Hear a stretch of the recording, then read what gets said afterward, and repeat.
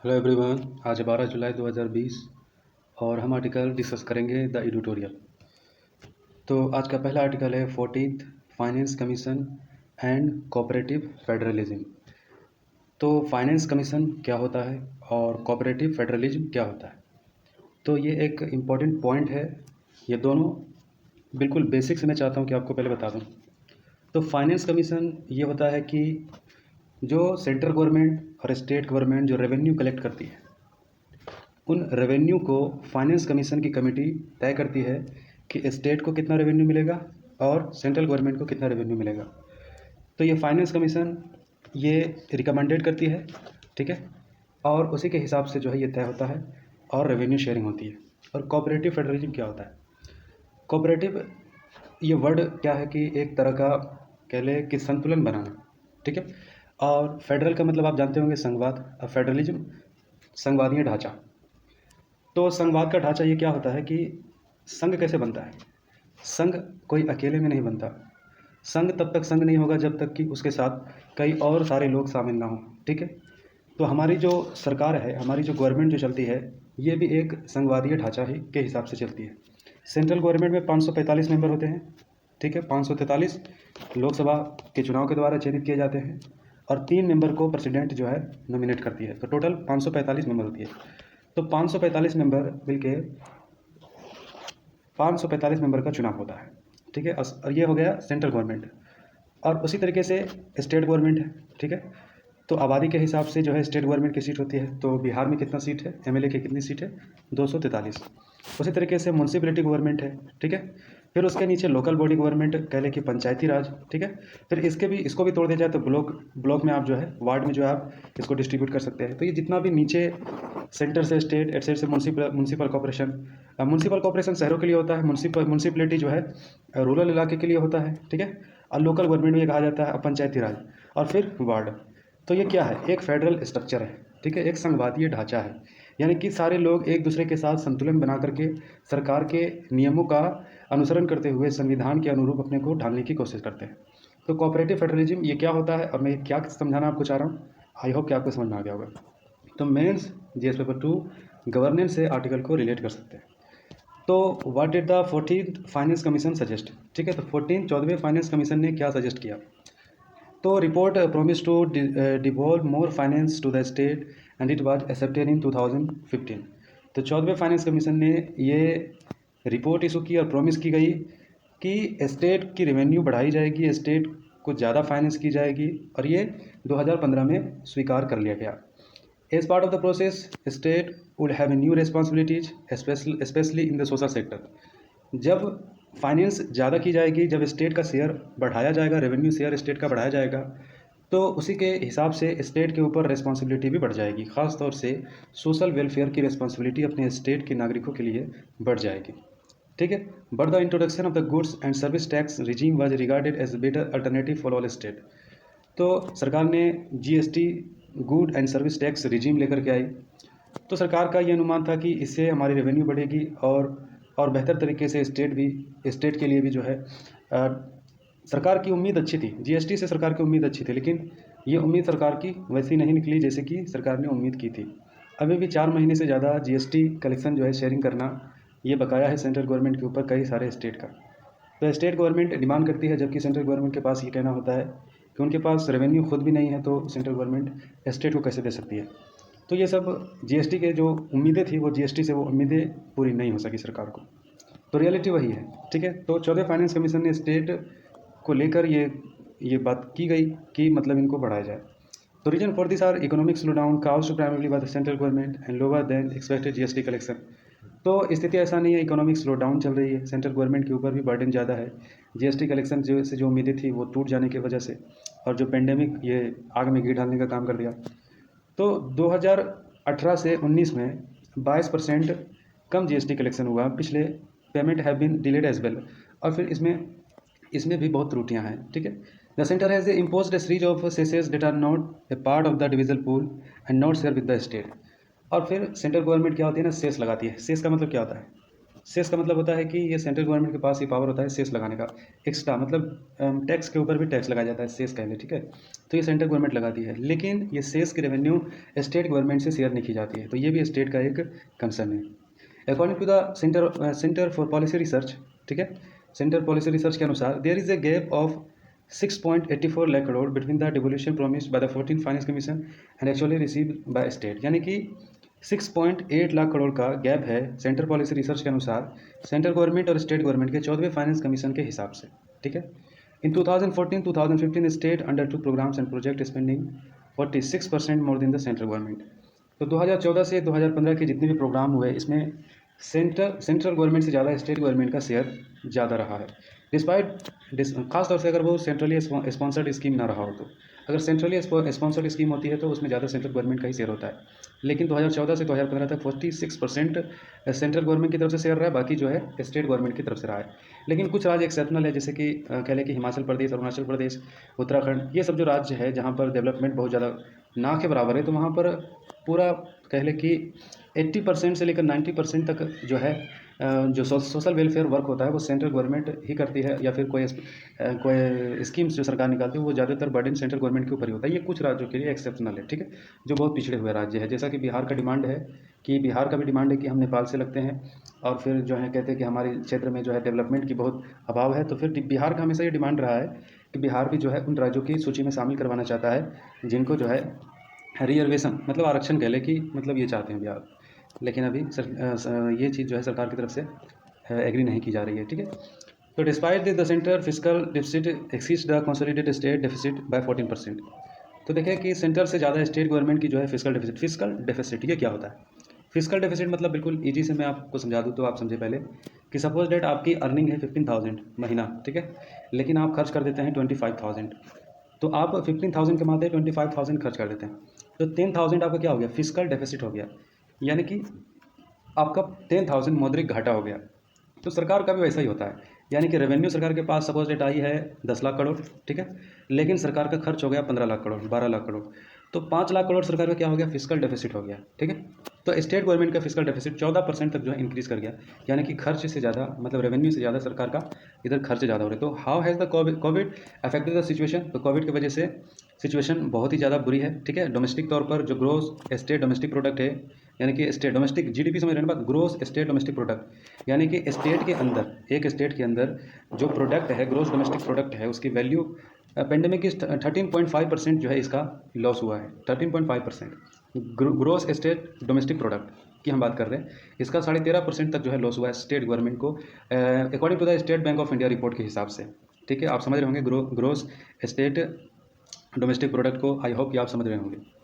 तो states are being required to spend more to help common citizens and save livelihood. तो अब pandemic की situation में दूसरी बात है कि सरकार के पास दिक्कतें चल रही है, और दूसरा ये है कि लोगों के ज़िंदगी गुजर बसर और एक कॉमन लाइफ स्टाइल बरकरार रखने के लिए, जो कि लॉकडाउन है, लोग बाहर भी नहीं निकल सकते, काम भी नहीं हो रही है, तो लोगों का लाइवलीहुड चलने के लिए खर्च भी स्टेट को ज़्यादा करना पड़ेगा। स्टेट से मुराद एक राज्य भी होता है और स्टेट से मुराद एक कंट्री भी होता है, ठीक है। पॉलिटिकल टर्म में जो है स्टेट से एक कंट्री मुराद ली जाती है, ये बात भी आप याद रखिएगा।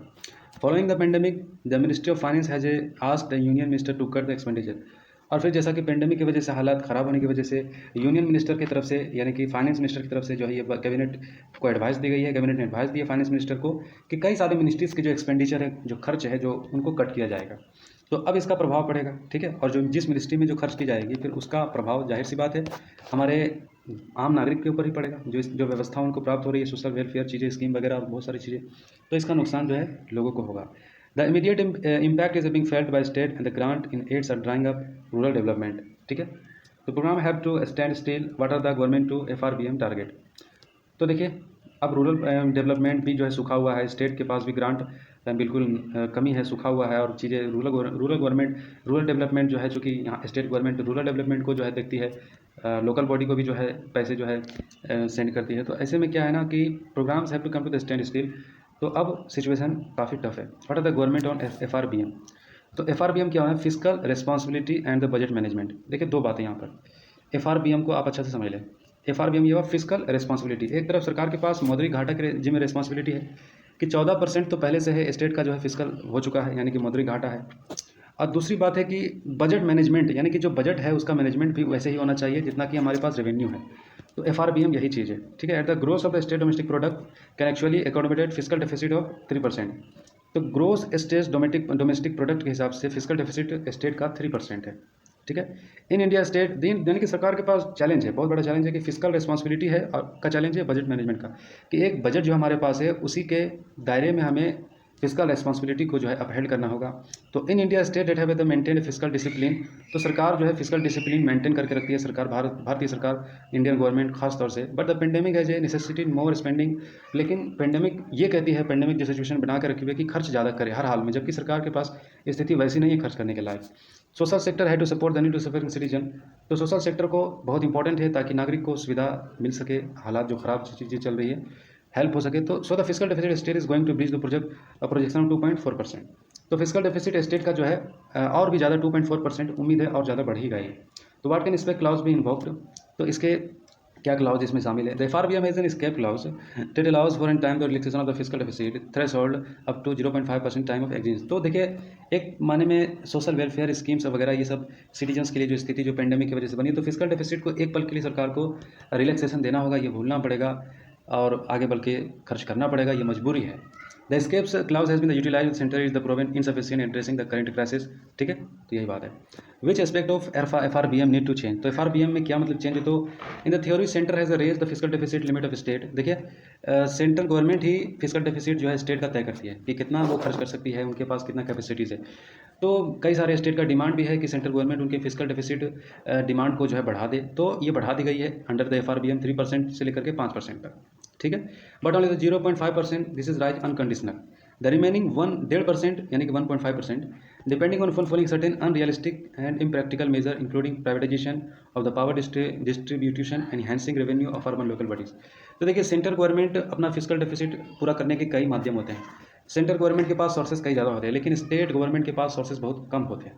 सेंट्रल गवर्नमेंट क्या करती है, देखिए अभी हमारी सरकार कई सारे जो है प्राइवेटाइजेशन कर रही है, डिसएग्रीमेंट कर रही है, मतलब क्या कर रही है, अपना जो शेयर है प्राइवेट एंटिटी में या फिर कई सारे एंटिटी में जो सरकार के शेयर वो बेच रही है। तो ऐसे में सरकार पैसा कई तरीके से बना लेती है, लेकिन स्टेट गवर्नमेंट के पास इतना ये चीज़ें नहीं होती है, ठीक है।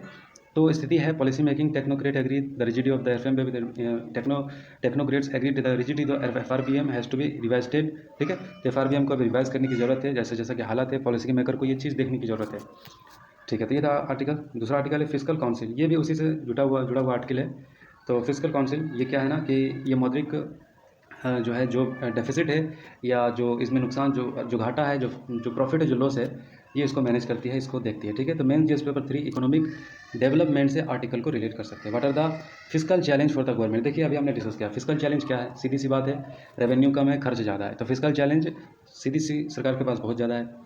तो the government need to the borrow spend more to the support vulnerable household and support economic recovery. तो सरकार को बोरो करना पड़ेगा, उधारी लेना पड़ेगी, कर्ज लेना पड़ेगा लोगों के हाउस होल्डर जो सिचुएशन बनी इससे उभरने के लिए। This will lead to the steep rise in डेप्ट and will impact medium term growth prospect. और जब ऐसा सरकार करेगी तो जाहिर सी बात है कर्ज बढ़ेगा और हमारा इम्पैक्ट, हमारे पर प्रेशर होगी, हमारे ग्रोथ के ऊपर भी इम्पैक्ट पड़ेगा। The issue has been highlighted by the all rating agencies in their recent evaluation, जैसा कि हमारा रेटिंग अभी भी A से B कर दिया गया है, ठीक है। हमारा रेटिंग जो है A से B कर दी गई है फिंच के द्वारा। तो अब जब हमारा रेटिंग A से B हो गई, फिर और हमारी रेटिंग ख़राब होती है जब हमारे ऊपर कर्ज ज़्यादा बढ़ जाएगा, हमारे देश में महंगाई ज़्यादा हो जाएगी, डॉलर के मुकाबले में रुपया कमज़ोर हो जाएगा, तो एक तरह का और रेटिंग हमारी कम होगी। और रेटिंग कम होगी तो लोग जो फॉरेन इन्वेस्टर है जो हमारे देश में रेटिंग देखकर इन्वेस्टमेंट करते हैं, तो उनके इन्वेस्टमेंट का इरादा जो है चेंज होगा, हमारे देश में फिर इन्वेस्टमेंट भी नहीं आएगी, फिर दूसरी बड़ी समस्या शुरू हो जाएगी। तो सरकार को इसको भी नज़र में रखना होता है, ठीक है। So fearing market penalties the government is restricting spending the such fiscal stance is not support by the economist, ठीक है। How can the government address, तो इस चुनौती से सरकार कैसे एड्रेस कर सकती है। The government should spend more to the stimulate the economy by borrowing as may be the necessary.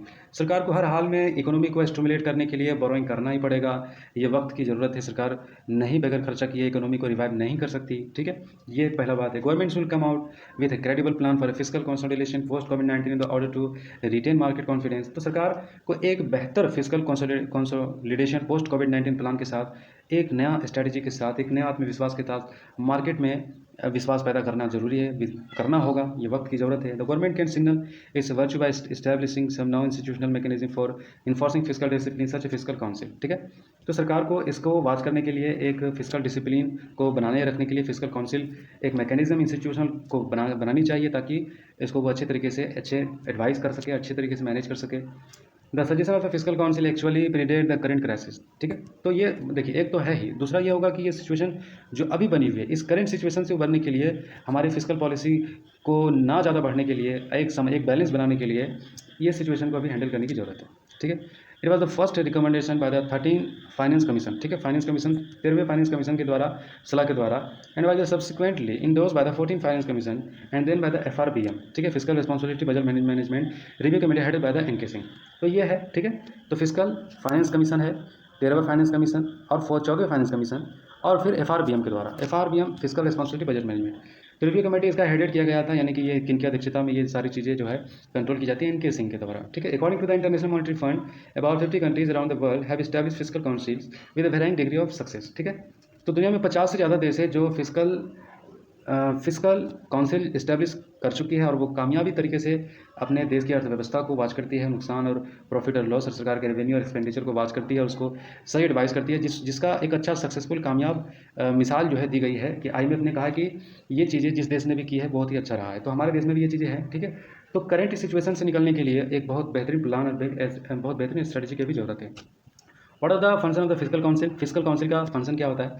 It is a permanent agency with mandate to independently assess the government fiscal plans and projection against the parameters of macro economic substantially input in the outlets of finding in the public domain. आप समझ गए होंगे कि ये एक स्वतंत्र एक government fiscal plan project करती है, मैक्रो इकोनॉमिक सरकार को बताती है कि कितना जो है प्रोजेक्शन करती है, चीज़ों को एनालिसिस करती है, कितना रेवेन्यू है, कितना खर्च क्या करती है, एडवाइस करती है सरकार को, finding in the public domain, ठीक है।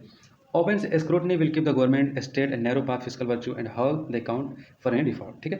तो डिफॉल्ट होने से बचाने के लिए ये नैरो पाथ सरकार को बताती है, ठीक है, बहुत virtue hold to account for any default, ठीक है। तो fiscal council will give an independent and expert assessment of the government fiscal stance and inform depend in parliament, ठीक है। और इनके जो एक्सपर्ट जो असेसमेंट होता है, जो इनके जितने भी स्टांस ले जाते हैं, इनके द्वारा जो एडवाइस वगैरह, जो पेपर जो कुछ भी इनके द्वारा रिसर्च की जाती है, जो भी इनके द्वारा जो प्लान की जाती है, सब पार्लियामेंट में डिबेट के लिए जो है रखा जाता है। The fiscal council mandate will include, इसमें जरूरी है कि making multi year fiscal projection, ठीक है, इसमें एक साल नहीं कई सारे फिस्कल प्रोजेक्शन की जो है इसमें देखा जाता है, एक साल के बारे में ही नहीं बल्कि कई सारे फिस्कल पॉलिसी का अनुमान लगा करके फ्यूचर को देखते हुए जो है ये तैयार करती है। प्रिपेयरिंग फिस्कल सस्टेनेबिलिटी एनालिसिस की हमारा जो है मौद्रिक घाटा जो है एक तरह का जो है सतत पोषीय हो, ना ज़्यादा हमारा डिफॉल्ट कर जाए, हमारा ना नुकसान हो जाए। Providing an independent assessment the central government the fiscal performance and the complement the fiscal rules, ठीक है। तो ये सब है। Recommendation suitable chances to the fiscal strategy to ensure consistency of the annual financial statement taking step improve quality of fiscal data, ठीक है, सब वही बात है। Producing an annual fiscal strategy report will be release publicly, ठीक है, और इनकी रिपोर्ट लोगों के लिए भी रिलीज की जाती है, लोग भी चीज़ों को देख सके, एनालिसिस कर सके। तो fiscal council its role in the watchdog, एक तरह का आप समझ गए होंगे कि ये एक वॉच डॉग है, वॉच करती है, चीज़ों को प्रेडिक्ट भी करती है, सलाह भी देती है, नैरो पाथ भी सरकार को बताती है, डिफॉल्ट होने से बचाती है, तो ये सब काम करती है। तो in the corporation the FRBM legislation in 2013 was regarded as a solution for the fiscal aids, ठीक है। The FRBM prescribe the government to the confirm the preset, तो FRBM वही काम करती है, ठीक है। तो इनका भी काम confirm the preset fiscal target set करने का काम करती है, explain the reason the case of deviation, ठीक है। The government is also required to submit the parliament the fiscal policy strategy statement to demonstrate to credibility of its stance. The fiscal council will give macro economic forecast that the finance minister is expected, तो यही बात है। तो देखिए, there is already institution mechanism by the way the controller, एक तरह का और भी एक मैकेनिज्म है। एक तो हम FRBM देख लिए और फिस्कल काउंसिल भी देख लिए जो सरकार को ये सब चीज़ें करती है, और दूसरा है कैग, ठीक है। कैग का भी काम यही है, कंट्रोलर ऑडिटर जनरल, इनका भी काम ये है कि सरकार के खर्चों का ब्यौरा रखती है, ठीक है। तो एक तरह का बेहतर मतलब हमारे पास एक इंस्टीट्यूशन पहले से मौजूद है, सरकार को बस चाहिए, और भी RBI है, CSO है, मतलब एक बहुत मतलब जाल है, मतलब सारी चीज़ों का सरकार अगर सिर्फ पॉलिसी मेकिंग अच्छे से करे, चीज़ों को मैनेजमेंट करे, एक अच्छा डाटा रिलीज करते रहे, पब्लिक इशू में भी रखे, लोगों को इन्वाइट करे, एक अच्छा डिबेट हो, मतलब सारी समस्या का समाधान हो सकता है। कोई ऐसी समस्या नहीं है सरकार के पास जिसका समाधान नहीं कर सकते। तो आई होप ये आर्टिकल आपको समझ में आया होगा, नहीं समझ में आया तो फिर से सुन लो, और एक लाइन पढ़ो, नोट्स बनाओ, ताकि आप परीक्षा में रिकॉल कर पाओ, आपको याद रह पाए। तो आप लोग शेयर नहीं करते, शेयर कीजिए अपने फ्रेंड से। अगर वीडियो आपको पसंद आती है तो लाइक भी करिए, सब्सक्राइब कीजिए, शेयर कीजिए। Thank you.